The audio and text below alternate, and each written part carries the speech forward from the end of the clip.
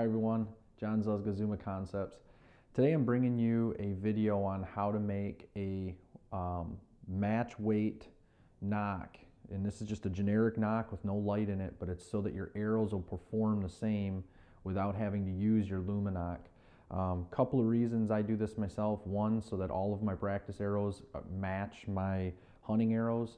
And two, sometimes I like to take an arrow along that I don't care if I lose, and I'd rather not have a ZUMA in it just because of the cost. So I'm going to go through the process of how I do this and I'll explain it. I'm going to do some up close videoing of it. Another couple things I just want to share with you guys in coordination with this video as far as accuracy with your arrows. One thing I've found is I like to mark my veins, whether you number them 1, 2, 3, 4, 5, and that's 1 per arrow, 2, the next arrow, 3, 4, 5. You'll start to see that some arrows shoot better than other arrows. I take my top performing, most accurate arrows, and them are the ones that go in my quiver for deer hunting. If I'm having an issue with the other ones, sometimes I'll take them to the pro shop and have them refletched, and that'll straighten things out. I'll swap the knocks out, switch some things around to see if maybe there's a balance issue. But usually just having them refletched will fix that issue. So like I said, just a couple of pointers for you guys, but I'm going to jump in and make this weighted knock for you so you can see how that's done. Okay, so what you're going to need to do this is your original knocks, the plain ones without a light in them. You're going to need a 2-part epoxy. I'm using Gorilla. You can use any 2-part epoxy. Just make sure it has a high PSI rating. You're going to need a small gram scale. You're going to need an old hanger. I prefer the heavy hangers. They fit just right. And you're going to need to disassemble one of your arrows so that you have an available ZUMA to weigh. Because what we're going to do is we're going to weigh the ZUMA, then we're going to weigh the standard knock, and then we're going to cut off enough hanger to make up the difference between the two, and we're going to epoxy it in the end. And I'm going to walk you through that. I've already got the epoxy laid out here. It's fine to put them on early as long as you don't mix them. They're not going to start hardening. It's 50-50. I just put a glob of each next to each other and make them look close. And then when we're ready for this, you'll see I'll mix this together. But the first thing we're going to do is we're going to turn our scale on. We're going to tear out. Every time you move something on it, you want to tear. And we're going to weigh the knock. And we got 24 grams. Then we're going to tear it again.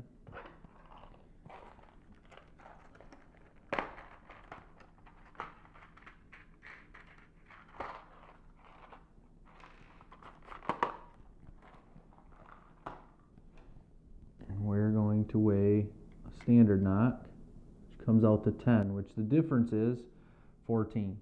So we need to snip off a piece of this that weighs 14.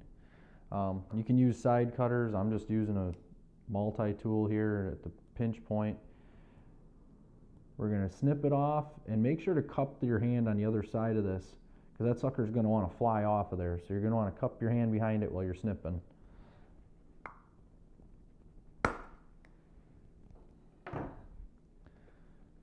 Then we're going to tear our scale again. And we're going to weigh the piece we just cut. That one's 10. So looking at the length, we're going to want to hold that up next to it and cut it just a little bit longer. A little bit of trial and error here. Once you get the size down, if you're doing a group of them, you can just cut them all to the right size. That one's 16, so we're going to want to take a little bit off of that one. I'll measure this thing quickly for you guys too, so you can start, hopefully it's the same kind of hanger, and you can start pretty much in the same spot. There's our 14. I'm going to give you a measurement on this.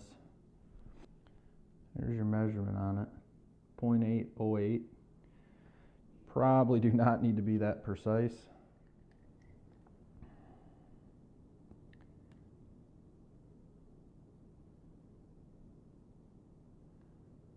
You can see it looks like it's just about 3/4 of an inch. Probably going to get you close enough for what we're doing here. So now, you're going to take your toothpick and mix the epoxy together. Make sure you mix this stuff good.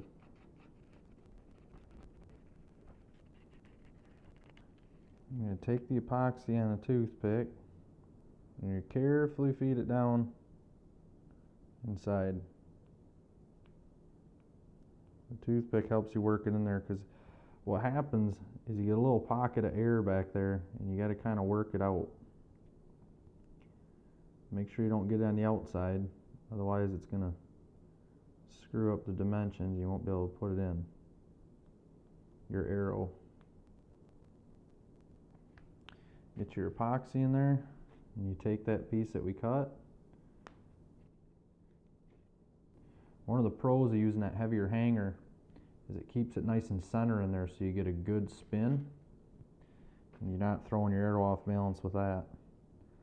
I like to take and put a little more epoxy around the end of this.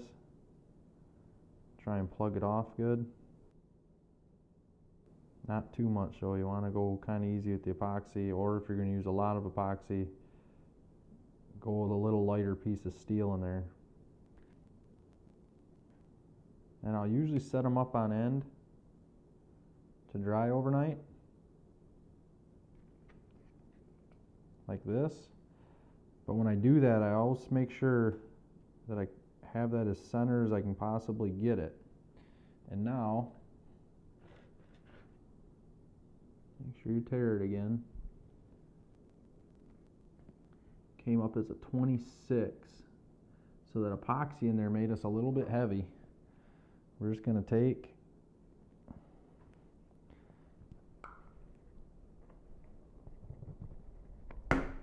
trim off a little piece. And there's our 24. Now you have a match weight practice knock that's not going to set you back if you lose it or damage it by hitting it with another arrow. A lot of reasons to use a practice, but it doesn't wear out your light on your hunting arrow. That's it. It's pretty simple.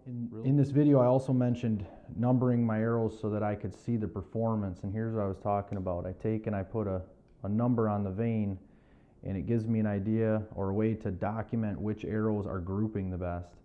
And when you start to get to this precision, you guys probably already know this. If you own a Ravin, you probably ruined arrows, but you're going to want to start picking different spots on the target to shoot. You do not want to keep shooting at the same spot, because you're going to keep hitting your arrows and damaging them.